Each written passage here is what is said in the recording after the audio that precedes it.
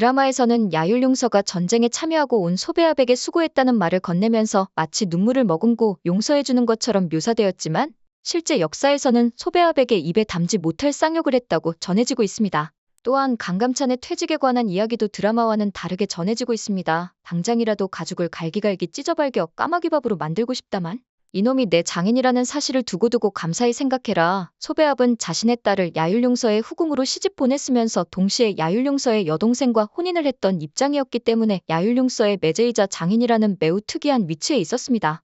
야만족 치고는 비교적 온화한 성격이었던 야율용서는 결국 장인을 죽일 수 없다는 이유로 소배압을 어찌저찌 살려주었지만 소배압을 따라 전쟁에 나섰던 다른 지휘관들은 소배압과 함께 전쟁에 나서다가 비참한 최후를 맞이하게 되었습니다. 패배에 대한 대가가 얼마나 무섭게 올 수 있는지를 보여주기 위해서는 10만 대군이 전멸당하는 최악의 결과를 두 번 다시 가져오지 않아야 합니다. 동평군왕 소배압에게 근신처분을 명하고 모든 관직을 박탈합니다. 결국 귀주대첩 이후로 소배압은 실질적으로 패배에 가장 큰 책임이 있음에도 불구하고 적은 형편의 목숨을 살게 됩니다. 하지만 60평생 쌓아온 모든 것을 한순간에 박탈당한 충격이 소배압을 괴롭게 만들었을까요?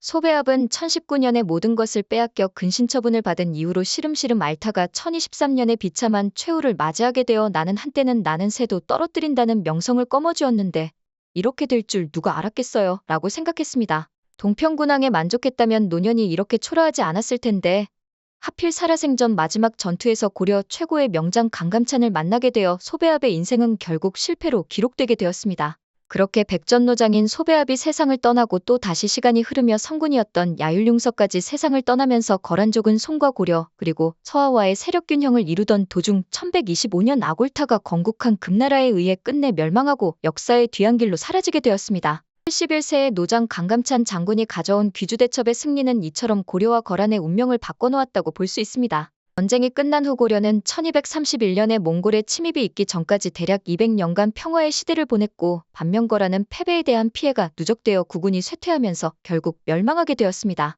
동아시아의 패권을 완벽히 재편한 강감찬 장군의 위협으로 귀주대첩을 세대대첩으로 명명한 이유가 아마 여기에 있을 것입니다. 서경유수 강감찬을 문화실황에 명한다. 성은이 망극하옵니다.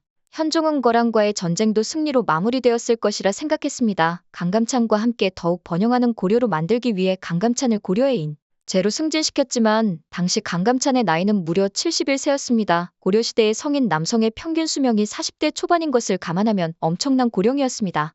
현재의 나이로 환산하면 거의 100살이 넘는 나이로 볼 수 있을 것입니다. 물론 나이가 나이였지만 그동안 거란과의 전쟁으로 많이 지쳐있었던 강감찬은 결국 문화실황으로 승진한 지 2달 만에 현종에게 사직을 요청했습니다.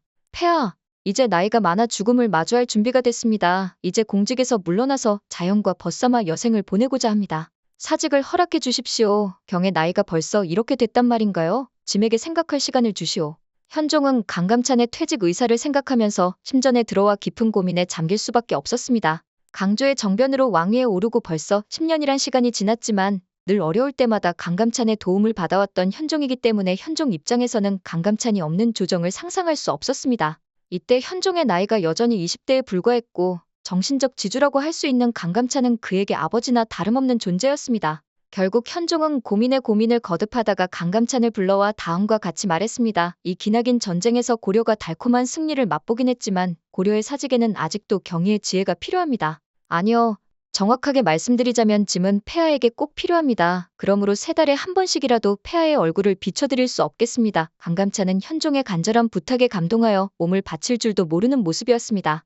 자신이 가장 경애하는 황제에게 이토록 필요한 존재라는 것은 그에게는 헤아릴 수 없는 기쁨이었고 삶의 의미를 확인받는 순간이었습니다. 폐하께서 부족한 소신을 그리 생각해 주셔서 성은이 망극하오니다. 저는 폐하께서 숨이 끊어지는 마지막 순간까지 곁에서 모시겠습니다. 정말 감사합니다. 그래서 강감찬은 현재의 나이로 따지면 100세가 넘는 나이에도 공직 생활을 계속하게 되었습니다. 이후 현종이 강감찬을 문화시중에 올리면서 강감찬은 황제를 제외한 고려의 인물로 인정받게 되었습니다. 그러나 승리의 기쁨도 잠시 고려를 위해 맹렬하게 싸웠던 영웅들은 귀주대첩 이후 하나둘씩 세상을 떠나게 되었습니다. 귀주대첩이 발생한 1019년에는 검교사 수문하시 중 유진이 세상을 떠나고 그 이후 1021년에는 강민첨이 거란족을 섬멸한 후 세상을 떠났으며 1024년에는 최양, 1026년에는 지체문이 숨을 거두게 되었습니다. 또한 1028년에는 원성왕후와 원평왕후도 갑작스럽게 세상을 떠나면서 조정은 10년 동안 슬픔에 잠기게 되었습니다. 그렇게 시간이 흘러 1031년에는 비교적 젊은 38세의 현종이 승하하였습니다. 이때 84세였던 강감찬은 현종의 승하 소식을 듣고 하늘이 떠나가는 것과 같이 슬퍼했습니다. 폐하께서 이대로 가시면 안 됩니다. 그런데 옆에서 내관양협이 눈물을 닦고 강감찬에게 조용히 편지를 건네줍니다. 이것은 폐하께서 문화시중에 남기신 마지막 편지입니다. 강감찬은 눈물이 맺힌 채로 현종의 편지를 조심스럽게 펼쳐봅니다. 경이 이 편지를 보면서 나는 아마 이 세상 사람이 아닐 것입니다. 죽음이 가까워지니까 이제야 죽음이란 무엇인지 알 것 같습니다. 죽음이란 어떤 의미일까요? 경은은 정말 고마운 사람이었습니다. 때로는 직언을 해주는 좋은 신하였고 때로는 말동무가 되어주는 좋은 벗이었으며 때로는 든든한 나무가 되어주는 좋은 아버지였습니다. 아비 없이 자라온 저로서는 경의 존재가 얼마나 큰 위안이 되었는지 모르겠습니다. 아마도 경이 없었다면 이 힘든 자리를 견딜 수 없었을 것입니다. 다시 한번 감사드립니다. 강감찬은 종의 진심을 전하며 눈물을 흘립니다. 항상 강감찬의 의견을 지지하고 묵묵히 따르는 고마운 사람들은 있었습니다. 강감찬이 현종에게 고마운 존재였듯이 현종 또한 강감찬에게 더없이 소중하고 고마운 존재였습니다. 그러나 현종의 죽음은 강감찬에게 상당한 충격을 주었을까요? 결국 강감찬은 현종이 세상을 떠난 후 3개월 뒤 84세의 나이로 생을 마감하게 됩니다. 강감찬이 세상을 떠난 후에는 다음과 같이 그를 평가합니다. 하늘이 이 백성을 사랑하여 국가의 재앙이 닥치려 할 때마다 세상의 현자를 낳아 대비하십니다. 역경이 찾아왔을 때 강공은 뭐해? 를 주도하고 정보를 수집하여 재앙을 막아내며 사만을 회복시켜 이로써 종묘사직과 생민들이 힘을 내어 이겨낼 수 있도록 하였습니다. 강감찬은 운이 좋은 사람이었습니다. 처음에는 관직에 오르지 못했지만 현종과의 만남으로 그의 능력이 인정받게 되었습니다. 현종이 강감찬을 인정하지 않고 다른 자를 왕위에 앉혔다면 귀주대첩은 일어나지 않았을 것입니다. 그러나 현종은 강감찬의 외모에 관심을 보이지 않았습니다. 위기에 처한 현종에게는 고려를 지탱할 수 있는 신하가 필요했고 강감찬은 그런 역할을 해내었습니다. 현종의 보호 덕분에 강감찬은 거란의 침입에 대비할 수 있었고 귀주벌판에서 자신의 능력을 발휘할 수 있었습니다. 만약 현종이 강감찬의 능력을 인정하지 않았다면 역사는 다른 양상을 띌 것입니다. 강감찬과 현종의 공헌에 감사를 표합니다. 영상을 마치겠습니다. 구독과 좋아요는 영상 제작에 큰 힘이 됩니다. 감사합니다.